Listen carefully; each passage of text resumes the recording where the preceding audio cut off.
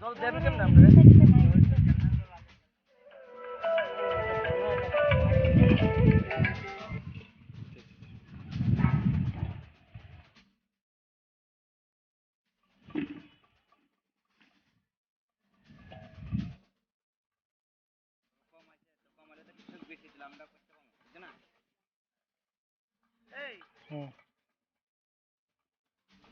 দাদা এটা মধ্যকৃষ্ণপুর বালুচরা। এই এবার কিরকম হয়েছে মিষ্টি আলু? মিষ্টি হলো এবার আবহাওয়া বেশি ভালো না, কেন্দ্রে প্রচুর পরিমাণে নষ্ট করা হয়েছে। আলু সঠিকভাবে ফলছে না, আমার কিছু ফুটছে গেছে। মানে গত বছর মানে এবার বাজারের রেট কি দাম কিরকম আছে আলুর? আলুর দাম গত বছর এবার অনেক কম।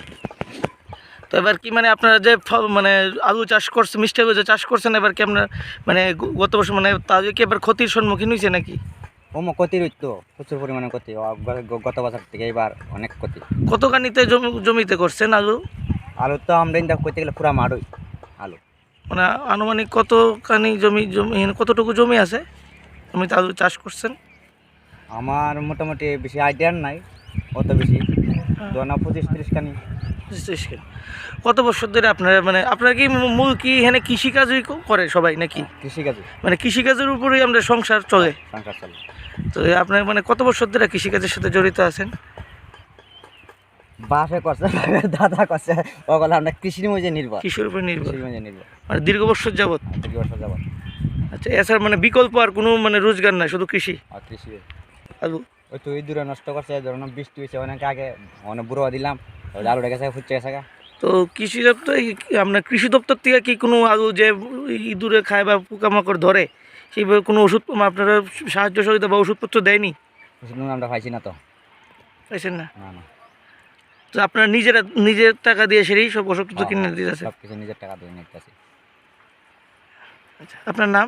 ঠাকুরচাঁদ বিশ্বাস।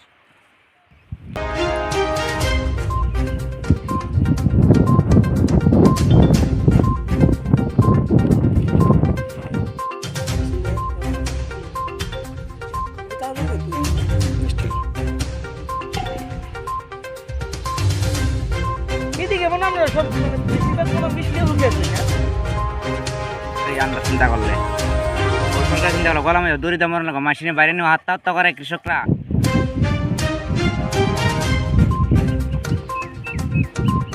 খাইতাম তার ভিতরে শুধু আসলো